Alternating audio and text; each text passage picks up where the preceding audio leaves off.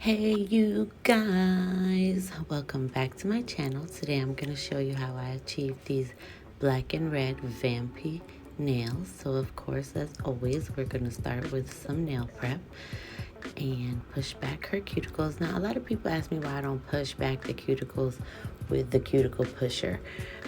I just think sometimes if you don't hold it in the right angle, it could be painful.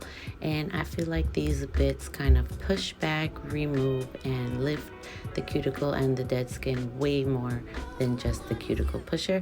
Also, some people like to use scissors to cut the cuticles, and just watching it freaks me out and it scares me, and I just think it's a no. Like, it's just a no. Well, for me, it's a no. Like a complete no. I don't like to watch it. I don't like to do it. And these bits help me so much, and I achieve such great cuticles and such great application with no lift that I'm gonna just stick by my bits.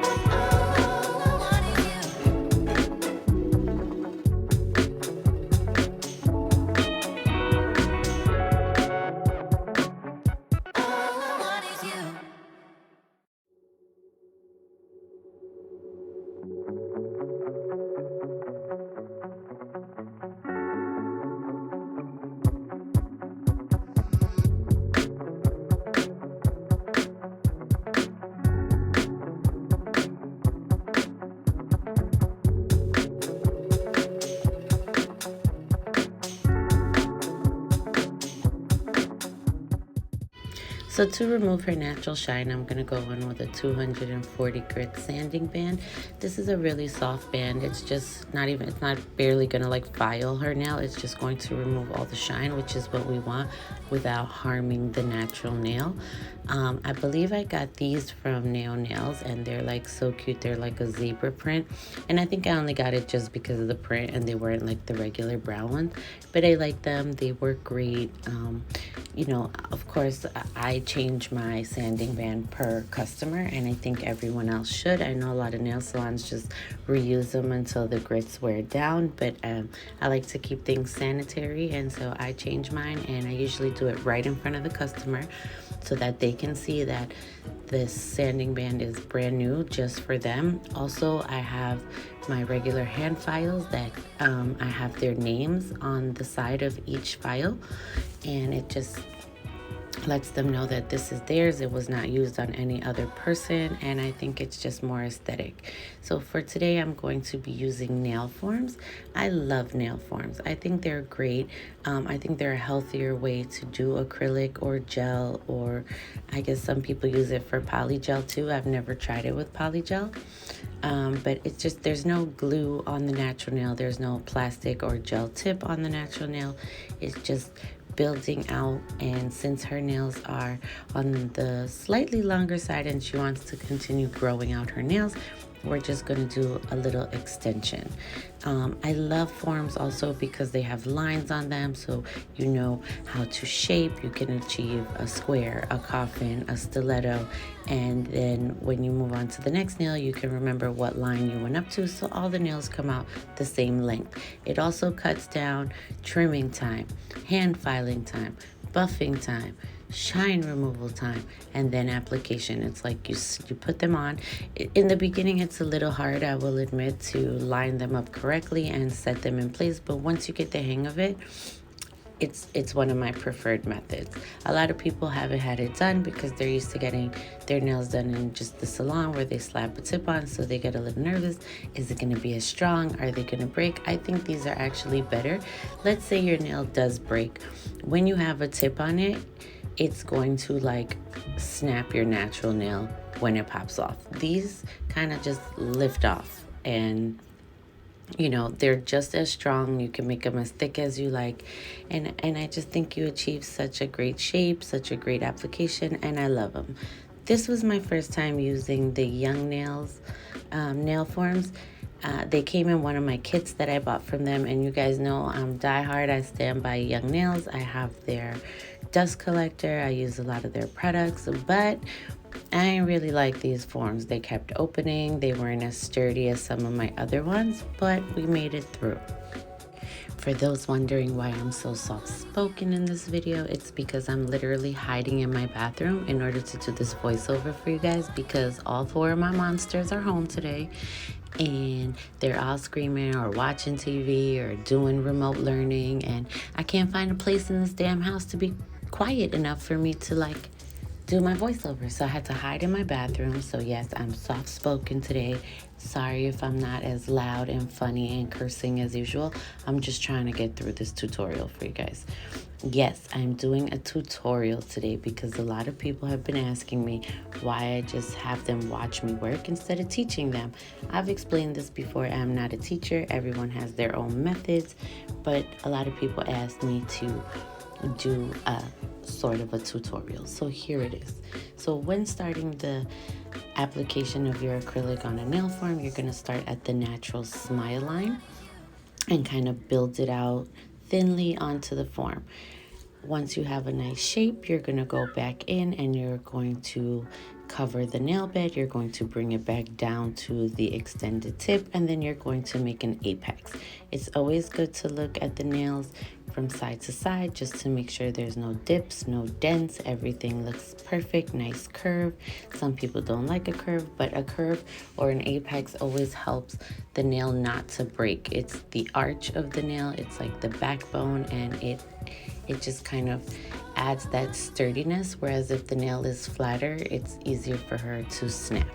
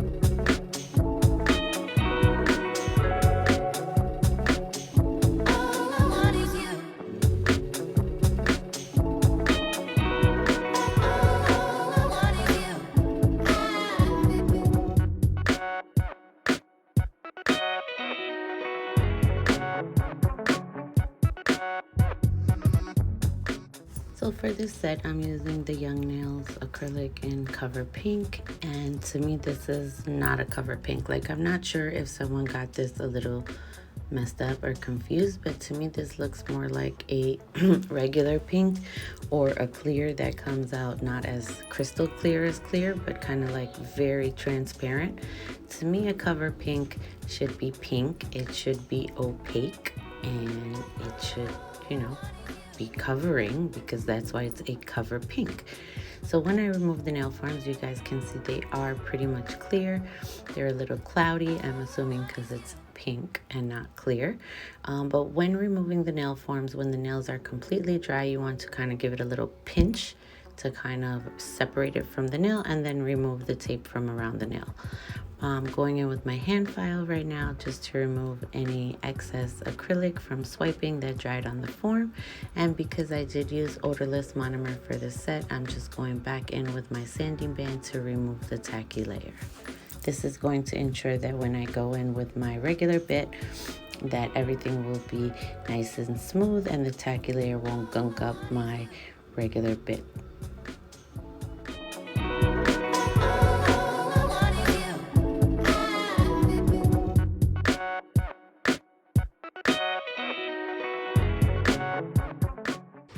So as you can see now that her forms are removed, she has a very nice shape, nice and clean, and also they're at a good thickness with a nice apex. So we kind of made them a tapered square, and after I think she wanted them a little more coffin, so we just filed them a little bit more at the tip to give it a slightly more tapered edge, and it worked out beautifully.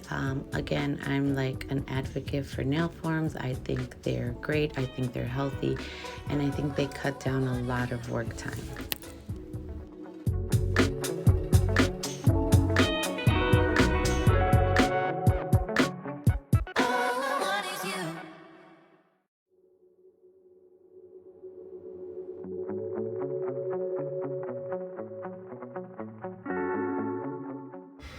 So now for actual filing, I'm using my 5-in-1 Super Cut bit. I think it's called the Turbo bit. I really like these bits, the 5-in-1s. They're great. You could get really close to the cuticle, and they do not cut the skin. They're also tapered like in a cone shape. So the top would be like, I don't know which one this is, but let's say fine at the tip, medium in the middle, and then coarse at the bottom, or like medium, coarse, extra coarse, or like extra fine, medium. They remove product extremely well, they file extremely well, they smooth out really well, and so instead of changing bits all the time to achieve what you want, this one bit just helps so much with cutting down time. You know, a lot of people are like, oh, you always want to cut down time. Yeah, because the shorter the time, the more clients you can take in one day. And if you have to continuously stop and change the bit, it kind of, you know, takes more time. I take my time. A lot of people know that. I'm like, girl, you will be here for a while. 1, we like to chit chat. 2, I like everything to be perfect. And I feel like if I rush, something bad is going to happen. So I started off this set using my mini makartt nail lamp. Eventually I switched to my regular size Melody Susie LED lamp, just because my customer is extremely tall with extremely long arms and fingers, and this mini lamp just wasn't curing her nails the way we needed. So we switched off to the bigger lamp you will see soon in the video. I start off by applying a base coat. A lot of people think that when doing acrylic nails you don't need to apply a base coat, and that's true. Like in certain situations, if you don't file and buff the nails super smooth, the gel will adhere to the acrylic very nicely. But because I do a lot of filing and smoothing and buffing, if I don't apply the base coat, the gel polish tends to like peel off or chip off in certain places, or just completely remove itself from the nail. And I feel like base coats come in your gel polish kits for a reason, because they're supposed to be used. I always have a better application, and my polish just lasts as long as it needs to, so to each their own. For the black nail polish, I think the red as well, I use the Beetles gel polish. I buy these sets on Amazon, and they're like super reasonably priced, and they always come with like 6 or more, and they never do me wrong. So yeah, that's what we did. Also, back to base coat tips, like when you're doing just a regular gel manicure on a natural nail, the base coat is very important. A lot of darker toned gel polishes will stain your natural nail, so it's also like a barrier. It helps to also protect your natural nail.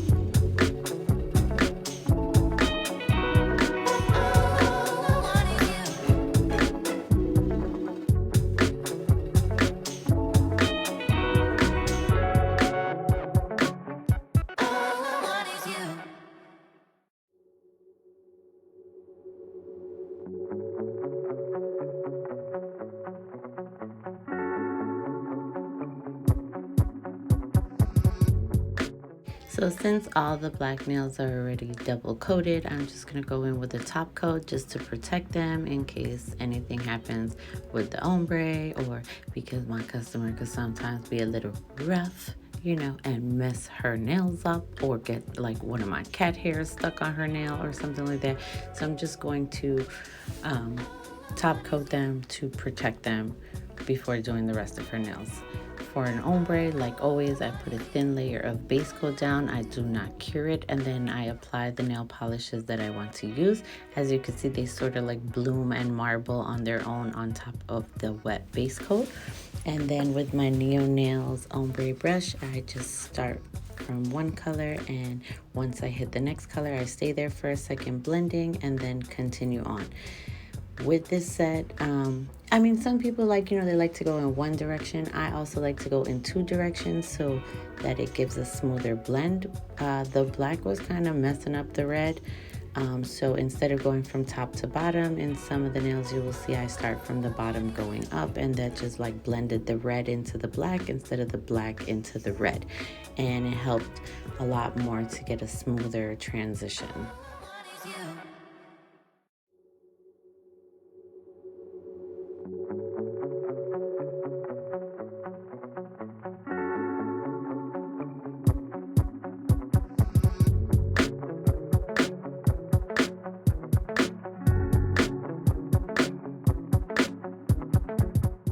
For ombre nails, I like to do anywhere between 2 to 3 coats just to make sure that everything is smooth and everything is blended and transitioned beautifully. For the second and or third coat, I will not apply another base coat. I will just continue on top of the previously cured gel polish. And then once my ombre is how I like it, I'll top coat it. And again, that also saves you time in the end. You don't have to top coat all the nails. You don't, you know, it just, it's kind of like cooking, you know, you wash and clean your dishes as you go, so you don't end up with like a sink full of dishes in the end. So that's what I did. I just top coated as we went, and it saved us a lot of time in the end.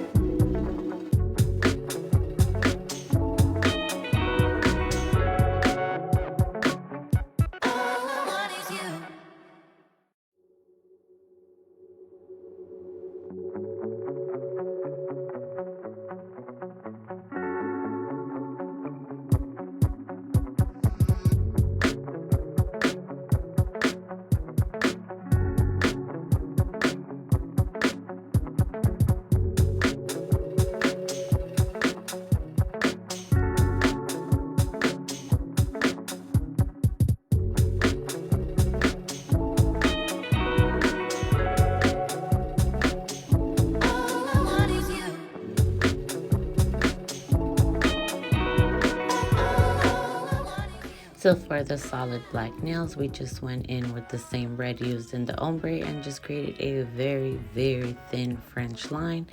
No angles, no curves, just straight across. And they look so, so cute, you guys.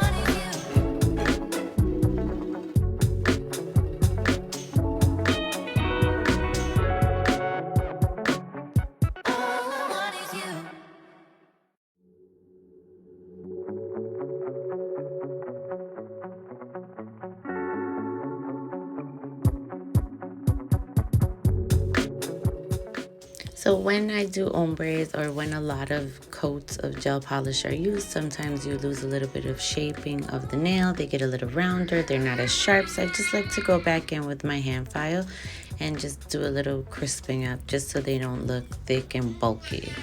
And yes, my twins are fighting right now, and that's what you hear in the background. My apologies. Like I said, I can't find a quiet place in this house today.